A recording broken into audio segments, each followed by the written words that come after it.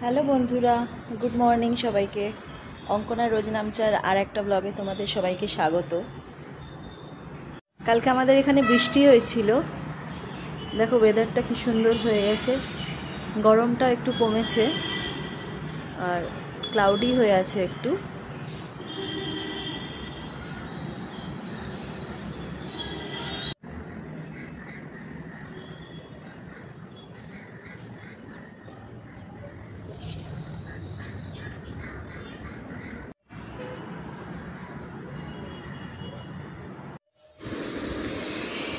কিচেনের কাজে চলে এসেছি, মাছগুলোকে নুন হলুদ মাখিয়ে রাখছি।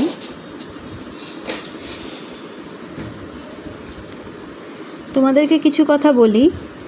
আমি আগে একটা চাকরি করতাম, তারপরে 19 সালে আমি চাকরিটা ছেড়ে দিই ছেলের জন্য। ছেলে তখন খুব ছোট ছিল। তারপরে করোনা চলে আসে 20 সালে। কয়েক বছর আগে এক বন্ধু আমাকে একটা অ্যাডভাইস দেয়, যে আইডিয়া দেয়, যে ক্লাউড কিচেনের ব্যাপারে একটা আইডিয়া দেয়। তো আমারও মনে হয় এটা করা যেতে পারে, আমি করতে পারবো। ঘরে থেকে ঘর সামলিয়ে একটা ক্লাউড কিচেন চালানো যায়। তো আসলে আমি মহারাষ্ট্রে থাকি, এখানে অনেক ব্যাচেলার ছেলেরা আছে, অনেক বয়স্ক লোকেরা আছে যারা কিনা বাড়ির খাবার খেতে চায়, বাট তারা পায় না। তো তাদের কাছে এই ক্লাউড কিচেনের প্রচণ্ড ডিমান্ড, কারণ রোজ রোজ তো আর বাইরের খাবার খাওয়া যায় না। আর মহারাষ্ট্রে ওরা যেরকম তেল বা মশলা যেরকম ওরা ইউজ করে রান্নাতে, সেই খাবারও ডেইলি বেসিসে খাওয়া যায় না। তো কাজেই এখানে ক্লাউড কিচেনে ঘরোয়া রান্না সবাই চায়। তো আমি এই জন্য ভাবলাম এটা করা যেতে পারে।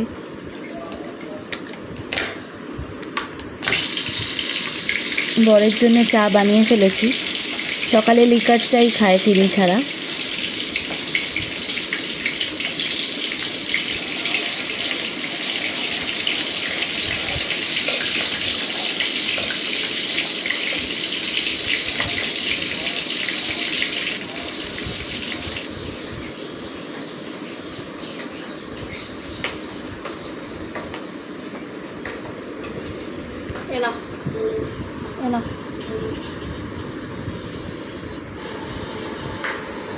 রান্না খানিকটা আগিয়ে দিয়ে সংসারের কাজে নেমেছি, ঘরগুলোকে মুছে নিচ্ছি।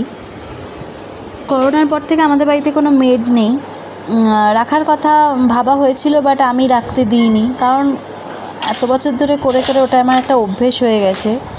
এখন কোনো অসুবিধা হয় না, কোনো এক্সট্রা কাজ করছি বলে মনে হয় না।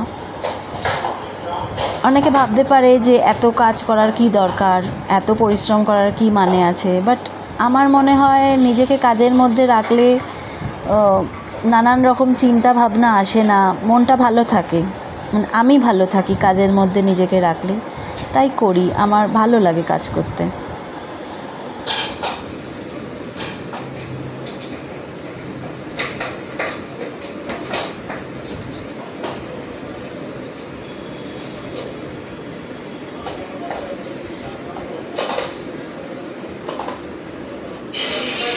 এইবার এসছি একটু মাছের দোকানে। এটা একটা হোলসেল ফিশ মার্কেট। আমি কিচেনের সব রকমের মাছ এখান থেকেই কিনে থাকি। এদের দামগুলো খুব রিজনেবল আর ভ্যারাইটিও ভালোই পাওয়া যায়। আজকে একটু লোটে মাছ কিনবো, লোটে মাছের অর্ডার আছে।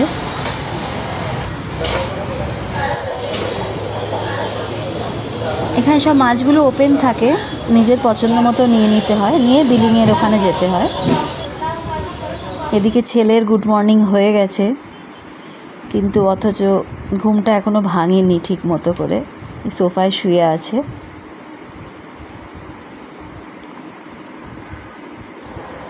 ব্রেকফাস্ট রেডি রেখেছি, ওটস আর দই। জামা কাপড় এদিকে পরা হয়ে গেছে।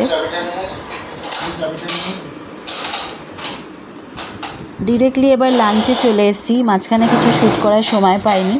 আজকে খুব ছিমছাম লাঞ্চ, লাল শাক ভাজা, লেজা ভাজা আর মাছের মাথা দিয়ে ডাল।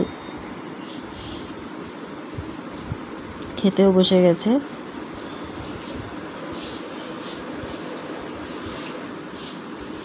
এবারে তোমাদের সাথে একটা রেসিপি শেয়ার করব, সেটা হচ্ছে কাতলা মাছের পাতলা ঝোল। এটা আমার কিচেনের খুব হিট একটা আইটেম, তো ভাবলাম তোমাদের সঙ্গে রেসিপিটা একটু শেয়ার করি।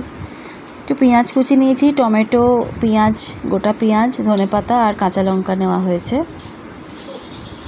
তেলটা গরম বসিয়ে দিয়েছি।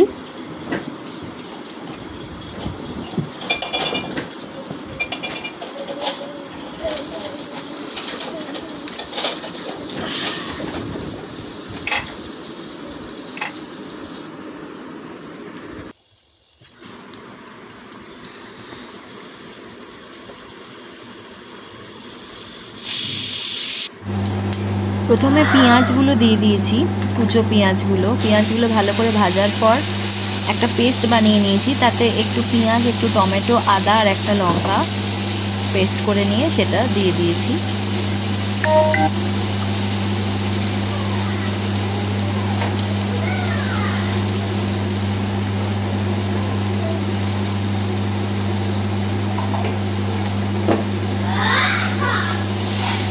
এবারে সব জিনিসটাকে একসঙ্গে ভালো করে কষাতে হবে সুন্দর করে। এবার মধ্যে একটু হলুদ গুঁড়ো দিলাম, জিরে গুঁড়ো দিয়ে দিলাম, সরি জিরে গুঁড়ো দিইনি, ধনে গুঁড়ো দিয়েছি। ধনে গুঁড়ো দিচ্ছি আমি এখন, জিরেটা আমি ভুল করে বলে ফেলেছি।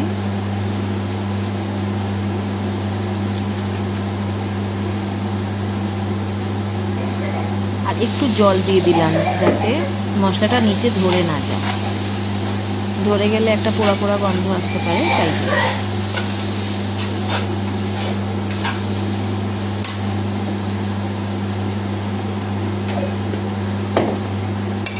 এবার একটু একটু করে জল দিয়ে ভালো করে কষাতে হবে। বেশি তেল দেবো না, কারণ এটা খুব লাইট রান্না হয়, তো তেলটা খুব অল্পই দেব।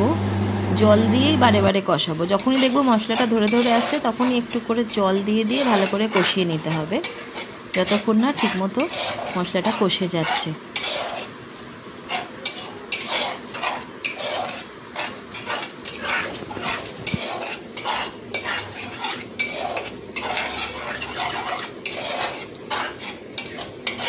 মশলাটা কষুক। তোমাদের একটা কথা বলি, তোমাদের যদি আমার ভিডিওটা ভালো লেগে থাকে প্লিজ একটু সাবস্ক্রাইব করে দিও। ভিউজ হচ্ছে আমার ভিডিওগুলোতে, কিন্তু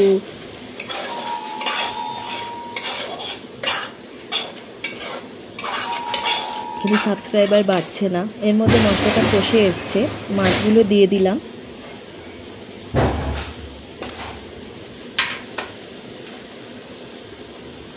জল ঢেলে দিলাম, যতটা আমি পাতলা রাখবো ঝোলটাকে ততটা জল ঢেলে দিলাম। এটা একটু বেশি পাতলাই হয়।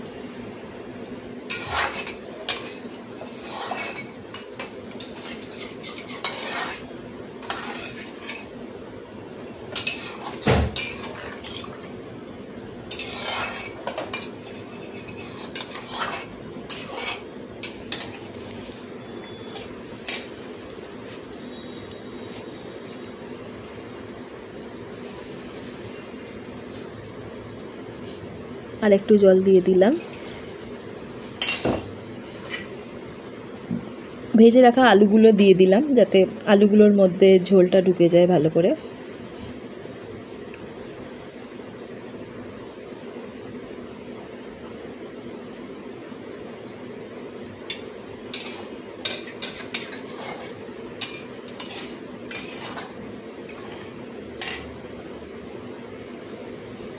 ভালো করে ফুটে যাওয়ার পর নামিয়ে নিয়েছি ঝোলটাকে। একটু ধনেপাতা কুচি ওপরে দিয়ে দিয়েছি।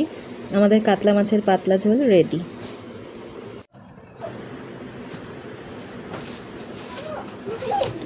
যতই ঘর গোছাই না কেন, ঘরগুলো ঠিক এলোমেলো হয়েই যায়। আর আমার ছেলে স্কুল থেকে এসে একটুখানি হাইপার হয়ে গেছিলো, একটু কান্নাকাটি করছিল, তো রাগের চোটে বিছনাগুলোকে ওলটপালট করে দিয়েছে, তাই আবার ঠিক করতে হলো। এখন একটু ঠিক হয়ে গেছে, চুপ করে আছে।